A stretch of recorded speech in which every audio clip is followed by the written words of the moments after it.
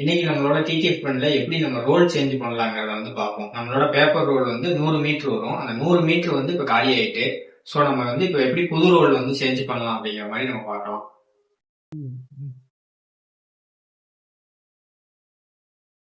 இது வந்து நமக்கு 100 மீட்டர் ரோல்னு வரும். அதாவது 12 இன்ச்சு. நம்ம வந்து XP600 டிடிஎஃப் பிரிண்டர் தான் வச்சிருக்கோம். ஸோ அதனால வந்து நமக்கு வந்து A3 size A3 size role 100 metre உள்ளது. இதை எப்படி நம்ம மாற்றோம் அப்படிங்கறத வந்து நம்ம இப்ப பார்ப்போம். அப்படி இதுதான் நம்மளோட XP600 இது டிடிஎஃப் பிரிண்டர் A3 சைஸ். அதுல வந்து இப்ப பேப்பர் முடிஞ்சது பின்னாடி. இதுல வந்து நம்ம டோர் ஓபன் பண்ணோம்னா கீழே வந்து ஒரு 3 லாக் இருக்கும்.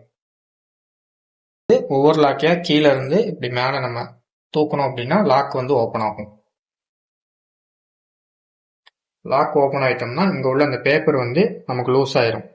நம்ம லாக் போட்டிருந்தோம்னா ஸ்டிஃபா இருக்கும், இதுக்கப்புறம் லூஸ் ஆயிரும். அதுக்கப்புறம் பின்னாடி வந்து நம்ம வந்து பேப்பர் ரோலை வந்து இந்த மாதிரி தனியா அப்படி வந்து இப்படி தனியா கலத்தி இந்த மாதிரி எடுத்துக்கலாம். இந்த மாதிரி வரும். இதுல வந்து நான் எக்ஸ்ட்ராவே பேப்பர் வந்து பிரிண்ட் பண்ணாமே நான் ஸ்டாப் பண்ணியிருக்கேன். ஒரு 2 ரீசன் இருக்கு. ஒன்னு வந்து கோட்டிங் வந்து ஃபர்ஸ்ட்லயும் லாஸ்ட்லயும் கொஞ்சம் இதா இருக்கும். ஸோ நம்ம வந்து ஃபர்ஸ்ட் கட் பண்ணி கூட நம்ம யூஸ் பண்ணிக்கலாம். அதை நம்ம எதுக்கு யூஸ் பண்ணலாம்னா இந்த இதுல உள்ள இந்த ஷீட் வந்து நம்ம வந்து உள்ள வந்து கடைசி வந்து இது பண்ணுவோம். நான் ஃபியூச்சர்ல வந்து எல்லா வீடியோமே நான் போடுறேன்.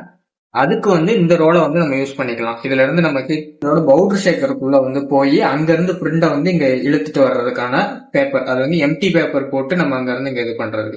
அதுக்கு வந்து இந்த ரோல்ல உள்ள மிச்ச பேப்பர் வந்து நம்ம யூஸ் பண்ணிக்கலாம். இதுவுமே நமக்கு வேஸ்ட் ஆகாது. இதுல வந்து இந்த லாக் மாதிரி இருக்கும். இதை வந்து நம்ம லூஸ் பண்ணோம்னா இந்த த்ரெட் வந்து லூஸ் ஆயிரும். இதுல வந்து இதை வந்து இப்படி கழட்டி எடுத்துக்கலாம்.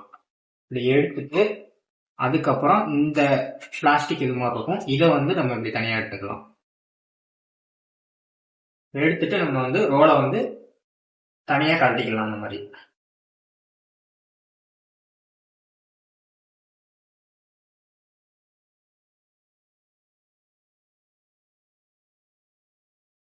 நம்மளோட பேப்பர் ரோல் இந்த மாதிரி தான் இருக்கும். இதுல வந்து இந்த இதை வந்து இதுல வந்து இன்சர்ட் பண்ணணும். இந்த பிளாஸ்டிக் வந்து இங்க வந்து லாக் ஆகிற மாதிரி ஃபுல்லா லாக் பண்ணிட்டு அதுக்கப்புறம் நம்ம இங்க கலெக்டோம் பாத்தீங்களா, அதை வந்து அதே மாதிரி திருப்பி லாக் பண்ணிடணும்.